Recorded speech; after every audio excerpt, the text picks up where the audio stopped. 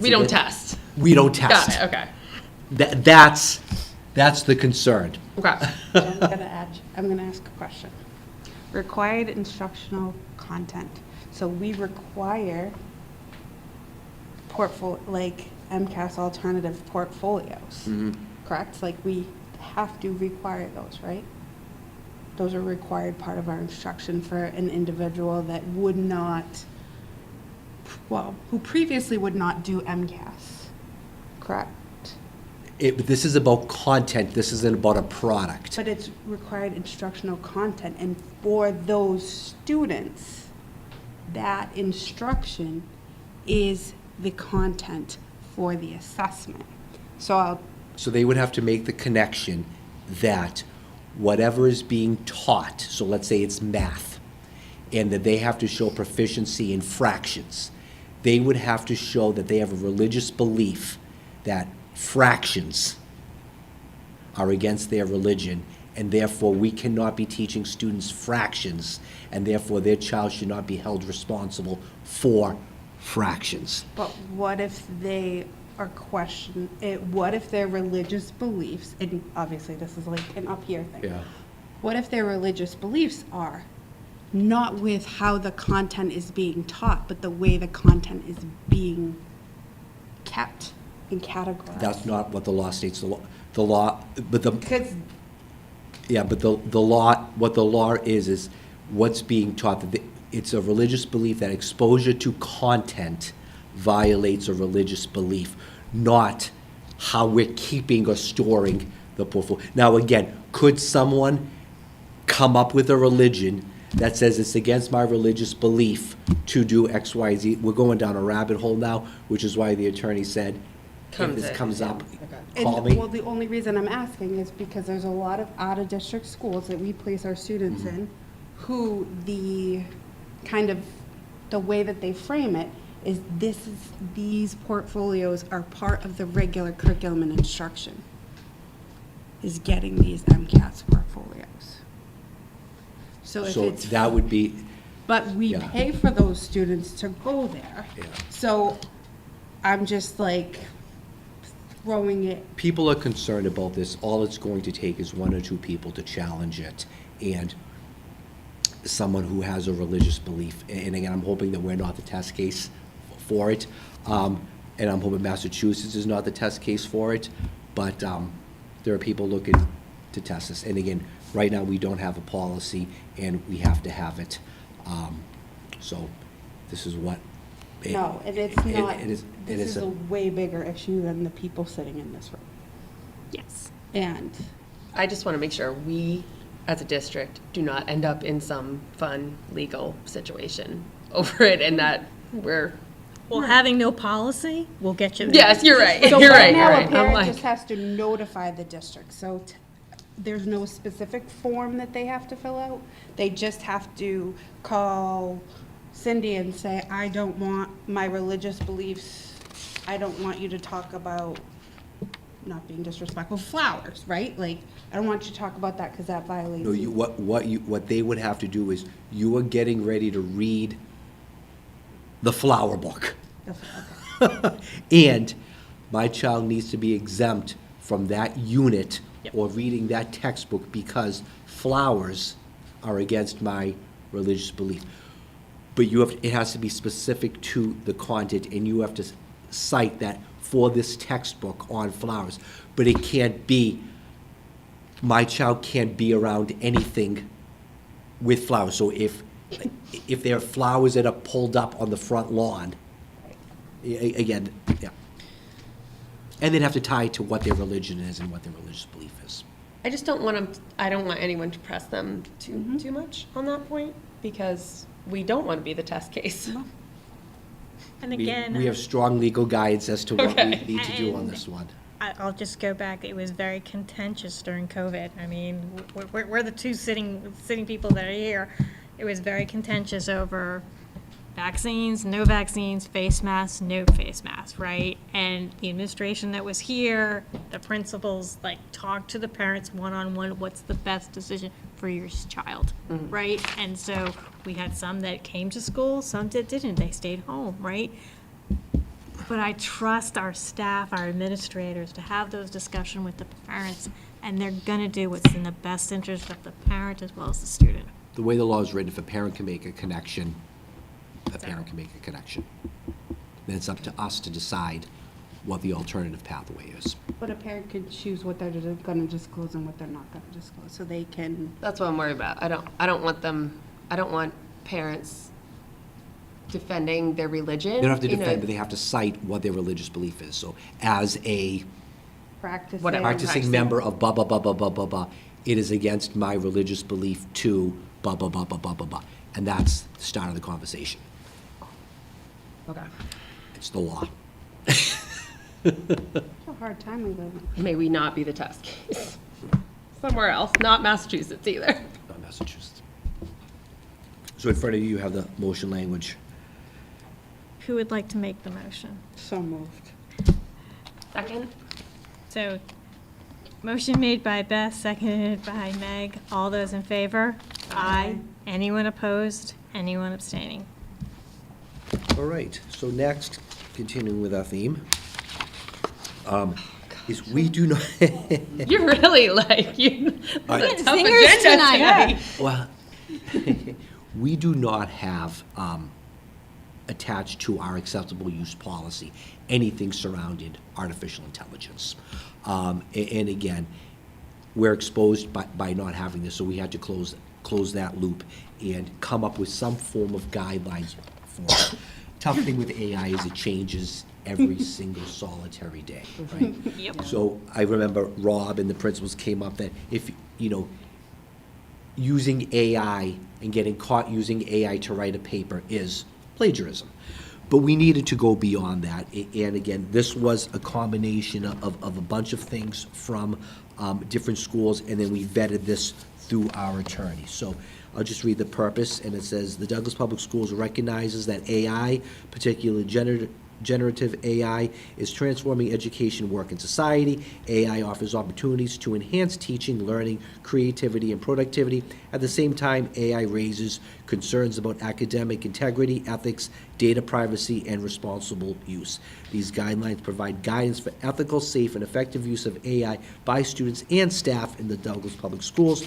It will be reviewed annually and updated as technology and practices evolve. So again, what this basically outlines for students is that there are times where AI is an acceptable use and is an acceptable tool for students to use.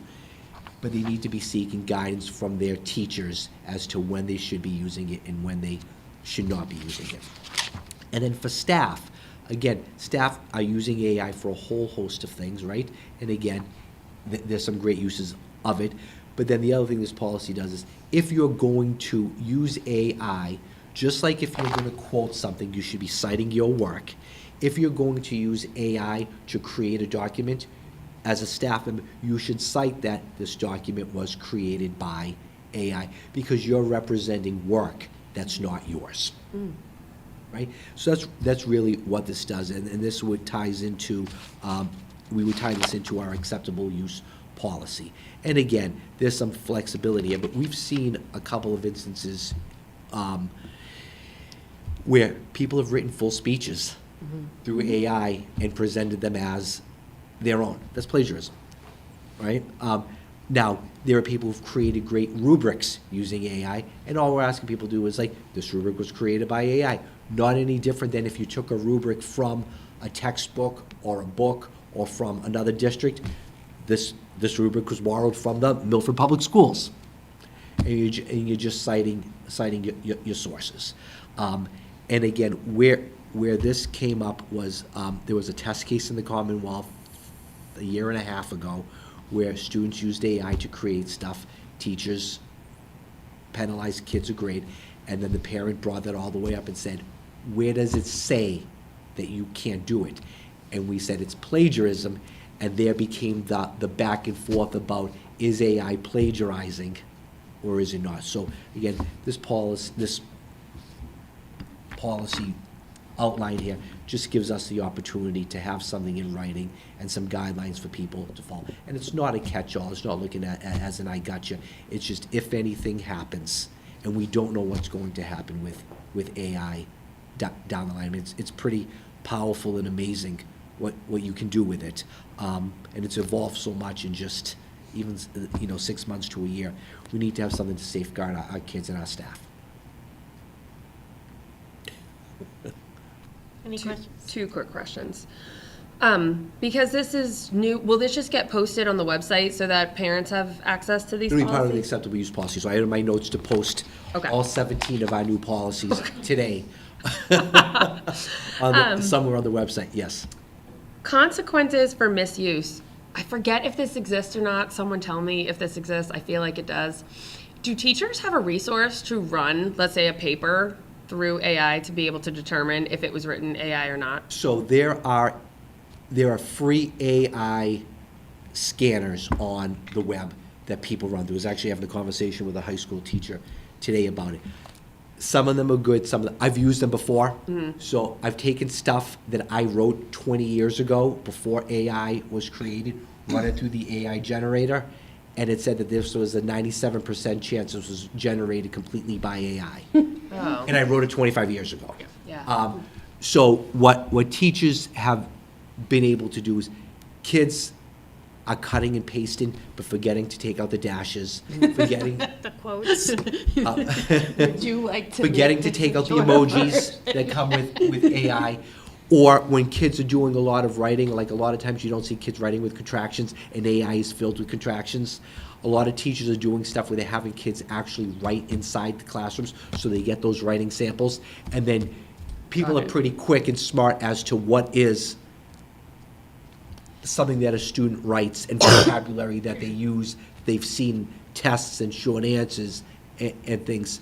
One teacher was actually saying, like, we might go back to what we saw in COVID in a flipped classroom, where before teachers would teach the content and kids would go home and write the essay at home.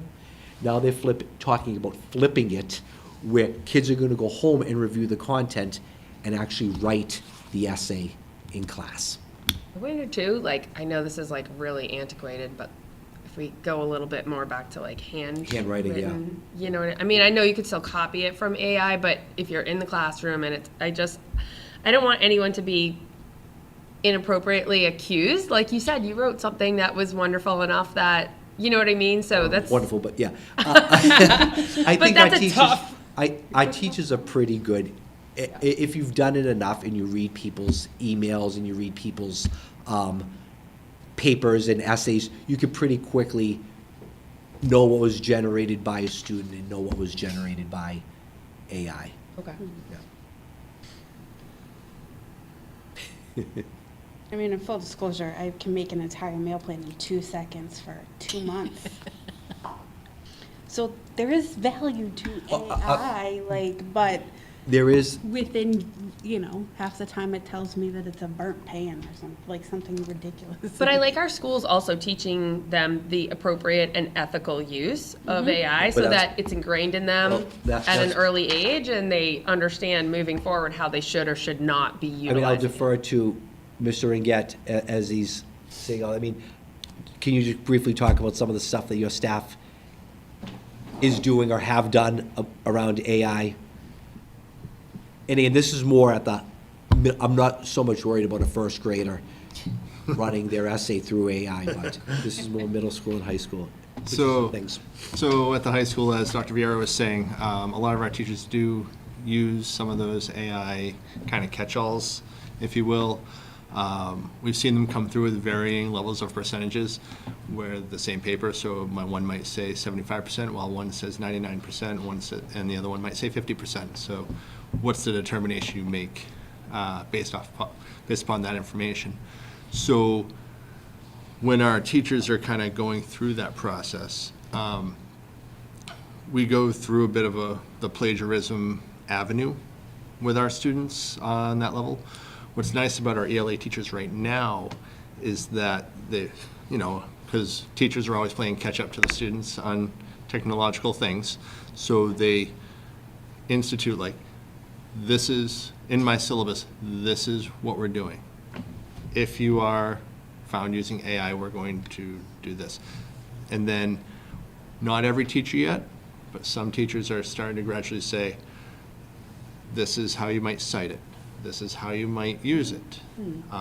We're not 100% of the way there yet because we're all very tentative and we're just being very cautious, opening up Pandora's box there. So we're making progress as far as like how students use it, but we are not where we would like to be at some point in the future. I don't think any of us are. We'll never get there. Right, none of us We are will always ever. be steps behind. Well, except for you. I mean, I use it, right? And so, I mean, I see value, like, you need to know how to write, right? And you need to know how to articulate. It is a wonderful tool if you know how to use it, and it'll help you. But at the same time, it'll put stuff in there that's not correct. And you have to be able to go back and know how to go back and rewrite it, right? And to make sure you stay on point. I think we were at a conference for the MAS a few years ago with a gentleman, a professor from Harvard. And the story, I might have some of the details confused, so help me out, Heather, but he said that he typed into the computer, what is the tradition that all freshmen do the first day of Harvard? And they said every freshman gathers by the such and such a quad in front of the such and such a statue and sings the blah, blah, blah song. And he said, the interesting thing is, no such quad exists, no such statue exists, and we do not know that song. So, and he goes, and here I am, you know, that was part of his thing of showing students that you can't always believe everything that, because what AI does, is it predicts the next word in a series of things. So he goes, that just predicted it wrong. So you do need to be careful. But again, it's great for, there are a lot of good uses for it. I mean, I know one of the high schoolers I talk to regularly told me that their teacher had actually had them use it to look at like the proper formation of stuff and have it like actually make your graphic organizer for you and then be able to manipulate it from there. And like they were like, you know, it's not cheating because they told me like we could do that, but it's good because they That's the real world. You're gonna be using. Yeah. And that would be a good use and a useful use of AI. You just need to know how to use it properly, right? And it'll do like business correspondence, appraisals, you know, you can use it for goodness, but you have to read. I mean, that's the key to it. You have to read because it'll put stuff in there that I don't know where it got it from. yeah. So, And throw emojis in when they don't belong. I don't get emojis. You don't get I emojis? can tell you that I don't get emojis, but, so, I mean, there's value there. This is the way the world's going to evolve, right? We are going to go away from doing the normal writing that we do, but our students need to know how to write the building of it, because if you don't, you won't be able to read. You'll be reading every other word, and it's like, and that's when people go. And if you're in a business mindset, right, in the business world, if you misquote something, or it could be whether you're still having a job or not having a job. So And there's no emotion in it. you have to put the emotion in. You have to tell it to give it motion. Yeah. More impact. More impact. I can't tell you how many times. More I've- heartfelt. Yeah, like, please make this easier to read. So, I mean, but kids have to know how to use it, right? And so, like I said, there's value. So I understand the reason why we have to put a policy in place, right? And I'm hoping that as our educators get more and more familiar with it and comfortable with it, it's a wonderful tool. And training on it. I mean, Ken uses Magic School. I know people have heard of Magic School AI. It's just a great resource for educators where you can, I mean, again, this is all AI. You can take a YouTube video, plug it into Magic School and say, generate 20 true false questions or 30 multiple choice questions. So as kids are watching a video to make sure they're actually paying attention for it, it generates 10 true false questions for you. Or you can take a passage and say, please create 30 questions for this passage, or take this passage and put it up a reading level or lower it a reading level. I mean, there's some awesome stuff that you can do for kids and make things easier for staff. You can type up,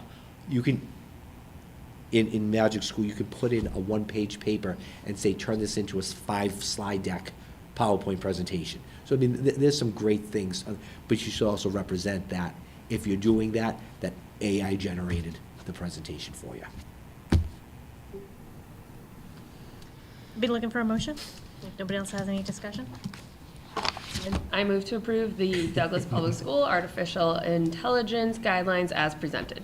Motion made by Meg, seconded by? Oh, me. Seconded by Beth. All those in favor? Aye. Anyone opposed? Anyone abstaining? Thanks so much. All right.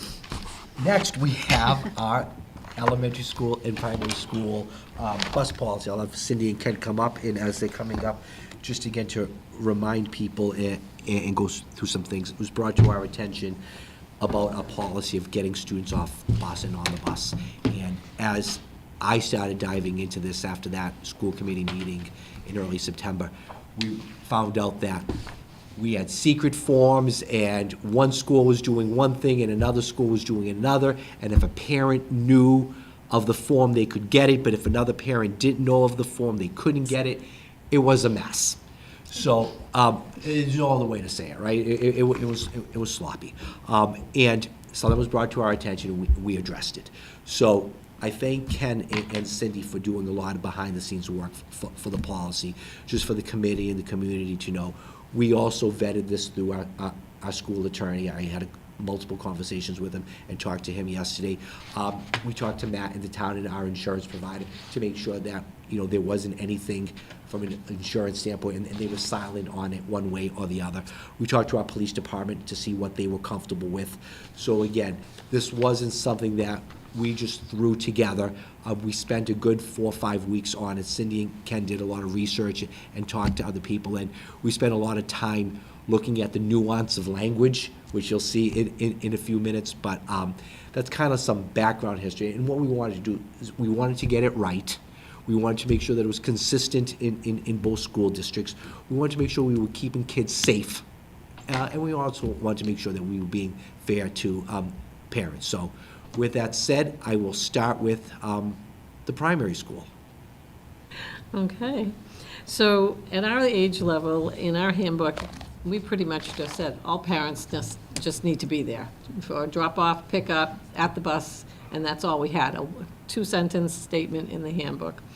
So we want to be consistent. I reached out to all the Blackstone Valley schools to see, what did they allow, what didn't they allow, and it varied all the way through because of the grade configuration. If they were a 1 to 4 school, they might allow a 4th grader to meet their student or at the door or at the bus stop. If they were 1 to 5, it might be 5th grade. If they were 1 to 6, it could be a 6th grader. So they were so different.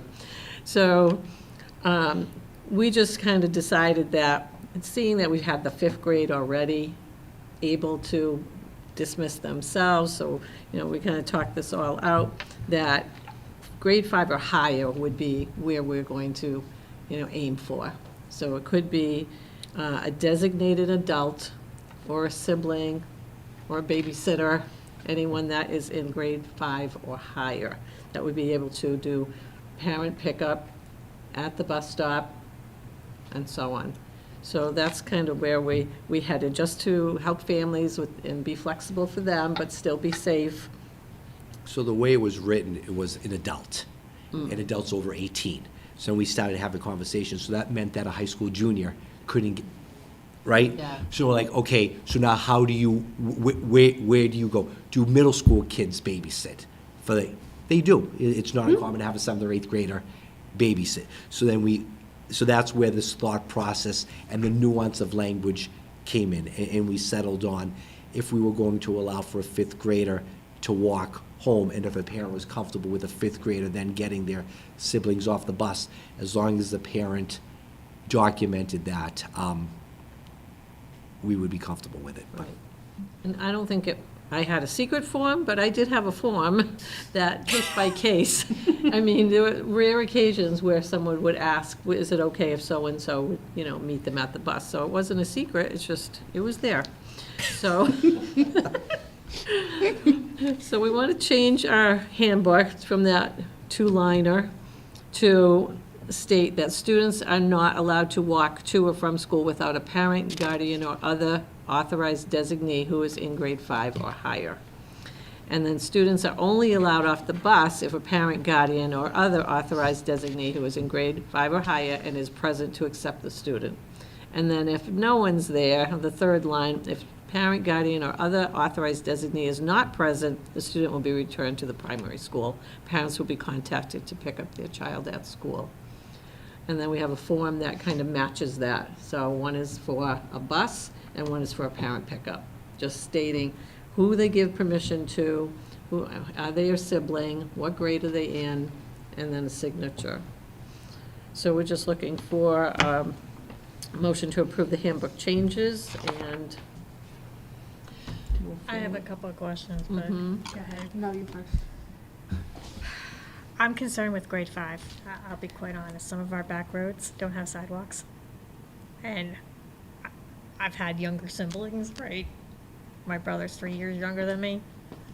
And when I am not happy, I remember, right? He wasn't going to listen to me. And some of those back roads are dangerous. So that's my concern with the 5th grader.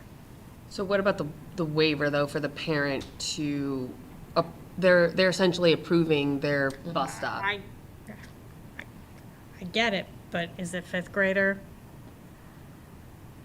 That's where I look and like, I think it should probably be higher than a 5th grader. More like a 7th, 8th grader versus a 5th grader. I have mature 5th graders, so it's hard, for what Girls are different than boys, right? I have 2 boys, and they've already gone through 5th grade, but they're older siblings, and they're used to having to. So, I mean, that's just,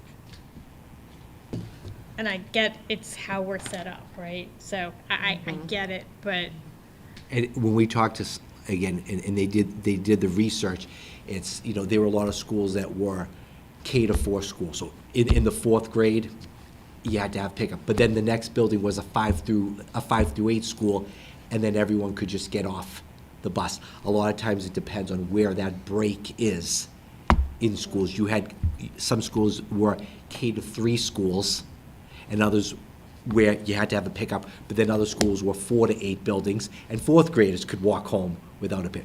So here in Douglas, that break is, we have the 2 to 5 school, and that's where the break is. So that's our context. That's our, that's where we're at. And again, what we struggled with, and again, we had some good dialogue with it, was, it said adult, and adult's 18. So we knew we needed to back that. And then we kept on going, okay, 10th grade, 9th grade, 8th grade. And then we said, well, if a parent is, if we are saying that if a 5th grader is allowed to walk off the bus and a parent is comfortable, they could sign it. And we needed to come to you with something. And that's where we landed. I think the key is if the parent signs off on it, it's really their choice at this point. So that's the I cutoff. will say for the waiver, and again, our attorney looked at the waiver, and just for full disclosure, a waiver, although protects a school district, does not right. preclude a parent from suing a school district and coming out victorious. So the stronger the waiver, the less liability and less money you're going to pay out. But even with a perfectly written waiver, if something happens, you're still going to be potentially taken to court, sued, and have to do some form of a monetary settlement. And when I met with Matt Wojcik, our town administrator, laid this all out, he shared it with our new insurance provider, and they said, we don't have a feeling one way or another on it. So if you choose to do it, you do it, and if anything happens, we'll cover you. If you choose not to do it, then not. But they didn't say, please don't do this because it's too much of a risk. So they were silent on it. But even with the waiver, there's still liability to the town. I mean, we just don't have sidewalks. I mean, that's the key, right? Most of the communities around us do have sidewalks. There's a Not all difference. of them do have the, I mean, we live where, I don't actually know what it was in Sutton, because I looked at this. I don't know what Sutton was, because they don't either. I know Uxbridge, I think it's grade 4 in Uxbridge when I looked at it. I feel like if neighboring towns are doing it in grade 4 and we're up at grade 5, I feel like that's appropriate. That's just my thought on it. I feel like I'm also an older sibling and was babysitting in grade 5, so like grade 5 to me is appropriate. And we did check with the police department on this in terms of bus stop, and they were comfortable with determining whether or not a bus stop is safe. They were not comfortable with making the determination if it's okay for a 11-year-old, 12-year-old, or 13-year-old to walk a 6-year-old from point A to point B. Okay. They were not comfortable with that. But they were comfortable saying, yes, this bus stop as a place for students to meet, get dropped off, and go home, they're comfortable making that determination if it's a safe bus stop. But they did not want to be in a position to say that they felt it was okay for Paul at 12 to walk Betty, who's 9, home. This liability form that we have, and maybe, I don't think there's another one, this actually says students grade 2 to 5 can get, do you have a That's different this. form? Okay. I just wanted to see like what I would, Because they're two different handbooks, and because Cindy's policy is a little bit different in terms of walking and riding. Do your kids ride bikes, or is that just middle school? No, no bikes. No bikes? No, can't. Tricycles? I know Cindy's kids do not ride bikes to school. I didn't know if 5th graders were allowed or not, but it's at the middle school. We're not going to get a policy for So it? we're doing two different, that's why there's two different policies. got it, and sorry, I do see it linked in here, I didn't have it clicked open. Wait a minute, does this say the same thing? Hold on, I just want to Well, make do we sure. want to do the middle school first to make sure we're approving for grade 5? So again, Ken, do you want to present yours, and then we can have a Sure. discussion on both of them? Yeah. Can I just ask a quick Yes. logistics question? So I'm the bus driver, so how do I know that one kid had a waiver versus didn't? We have, basically, they have access to all that information, and then the bus drivers actually have, this information is submitted to, so the bus drivers actually have the list of kids that are approved, and if, like, they'll call us. Sometimes the bus drivers will, because we have the radio communication, and they'll contact us directly if there's a person there, but they're not on the list. So right now, if a middle schooler is listed on that list, without this waiver, they're getting off the bus with the middle schoolers right now. Yeah, but that doesn't, technically, that doesn't, The middle school and elementary take two different buses. I know, but what I'm asking is, if my middle schooler is listed on that form as can get my elementary school kid off right now, they can do that. not per the handbook. Not per the new policy. Not per the new policy, right? So, but with the new policy, that would be the case if. For the old policy, they would not be able to do it unless they knew about the form. The secret form. The secret form. Correct. Okay. The under-advertised form. That Cindy knew about. She softened it. AI. Thank you for asking AI how to, I did it. I actually did. Okay. To go back, this new proposal would, you see there's a designee, right? So the designee, because it said before, it said an adults in the handbook, but now it says an authorized designee. Okay. So the, like the parent or guardian could authorize a designee to pick up that student if that authorized designee is grade 5 or higher. So let's say it's a neighbor who's a middle school kid, 6th grader that is a babysitter or whatever, they can go to the bus stop and get that student. But the bus driver, when they pull up, they'll see this student might be a 7th grader, but they're an authorized designee on this student's sheet, and therefore they can release the student at the stop. Okay. And this would just keep it all like above board, right? It just, so it's very clear in the handbook and on the designee form. Yeah. Okay. So this liability waiver form that we have, for which building? it's got Mr. Haynes on it. So for the Douglas Elementary, sorry. This just says there's a waiver of liability form that has been signed, but it doesn't say like, basically, it's not saying like, we're not responsible for anything that happens after your child gets off the bus. And what I'm saying.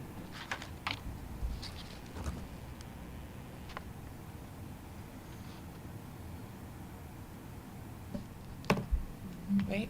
Is that what No, you're right, it doesn't, it, This particular form here, if this is what you're referring to, forgive me if it's not, but this basically says that this particular fifth grade student is authorized to get off the bus without an adult.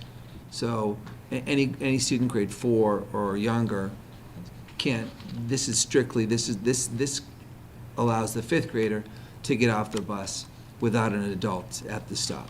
But it doesn't say what we're waiving the liability for. Right? Am I missing that? Thank you, I understand.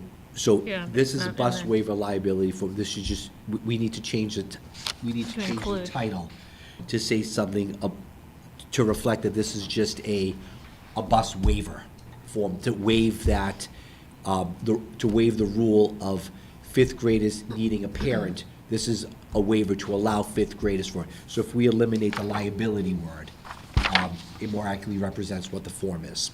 Okay. But so there's, and maybe I'm tired. And we've done 6 policies We've tonight, done so 6 yeah. policies, but like, so I'm reading this, right? I'm gonna sign this, I'm gonna say, okay, Douglas, Susie, my 5th grader, can take off Jack, No, my. no, all this form is saying is that Susie, my 5th grader, can get off the bus without a parent, period. That's all this form is saying. but can also take their sibling in grade 2. Yeah. Okay. Or technically, potentially. That makes them, grade. that allows them to get off the bus alone. When they get off the bus alone, right, per the policy in the handbook, the designees are listed on this form, which are given to the bus driver, right? So these are the authorized designee, and per the handbook, an authorized designee, grade 5 or higher, can take a younger student Okay. with them. So this one form, so there's 2 forms you would have to fill out. So if you have a They don't- 5th they're not grader waiving their and liability. only a 5th grader, and you want your 5th grader off the bus, you would fill out this one form here. If now you have a 5th grader and you want your 5th grader to also get your 2nd grader off the bus, you would fill out this form and the purple form in Mr. Haynes's hand. And Okay. does that say, like, I'm releasing Douglas Public Schools and the town Liability? of Douglas from the liability of anything that I think it happens? does. This doesn't have the same level of, it doesn't have the same kind of legal, legalese, if you will, that this form has. These are just the list of the designees that we've used. It's been used for years. Just from my point of, like, just from my perspective, like, as a mom, I would read this and be like, oh, okay, I'm just saying so-and-so can pick my kid up. Because that's what it is, right? Like, that's what it is. But if we're worried about protecting the town and the district, that's Yeah, it's not not. saying, The liability. You want this waiver to say that I release liability. Yes. So what we need to do then is unfortunately come back I didn't bring. on the 5th with that purple form that Mr. Haynes has, with a statement at the bottom that releasing the town and the district of liability. because I don't want to make anything harder on any family. Like, as a single mom, I get it, like, Yeah. it's really hard. And I personally I didn't have mature kids. So for me, I wouldn't do that, but I don't want to, it's not my right to tell a family what's right for them and what's not right for them. But what is our responsibility is I just don't want it to come back and say, well, I didn't know. So that what we'll he-" do is we'll come back again on the 5th with that form, with that liability statement on there. But the premise of what Cindy and Ken are proposing is that 5th graders can continue to get off the bus with parental permission, and if the committee so approves, the new policy would be that with parental permission, anyone from grade 4 and down can get off the bus with an adult or a designee, and that designee is defined as anyone over 5th grade. unless when we meet in 2 weeks, you want to change that to something different. I just want to make sure, I want the families to be able to get what they need to get. I think that's important. But I also want to make sure that it doesn't come back later that we didn't do our due diligence somewhere in there saying, well, yes, this really does say you're releasing of liability. That's all. Yep. I think I hear you. I- I do hear you. I think I agree with families being able to make that decision, but I also am concerned that we need to protect the district and the town from any liability.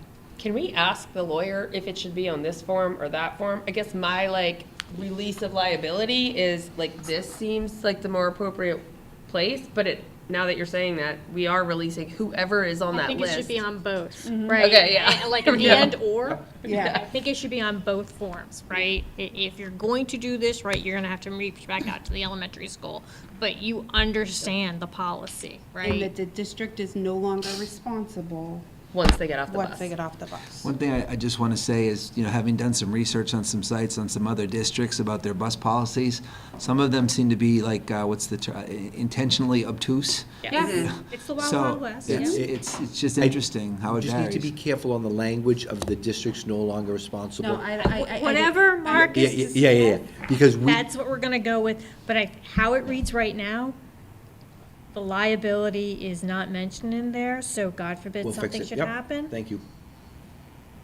I think that it would be argued that, well, it's not in your policy letter, the release doesn't say that I have liability. And just to the, school districts can still discipline students from the bus stop to their doorstep. So, and there's some nuances to that language. So if we can make a nexus and a connection that something started on the bus and continued on the walk home, we can make the connection to discipline for that. But if a kid get off the bus and then they got to their driveway and decided to get into a fight with a neighbor, that had nothing to do with the start of school. But if something started on the bus, continued as they were walking off the bus, then you could make that connection. So I just want to be careful that we still, the arm of the school still extends at some point to the doorstep. No, that makes sense, Yeah. and I appreciate what, like, this wasn't an easy, It like, wasn't oh, easy. just go find this out. And I don't, like, I know that we have real families that are waiting for this, and I feel bad because I don't want to make it go longer, but I also don't want to do it wrong either. And again, like we talked about policies having 3 readings, we saw what Mr. Ringett did when he came and us fixing it. That's why you do 3 readings on a lot of these things, because we look at things through one lens in a narrow scope, and then sometimes you see things differently, and you gotta look at it. So, yep, we'll come back, we'll fix it, and we'll add it to the agenda on the 6th. But at least now people know where we're going. Yeah. Yeah. Thank you so much. Thank you. Thank you. And now the fun part of the agenda. This will be this will be a very fun, easy part. We get large paper deliveries and supplies.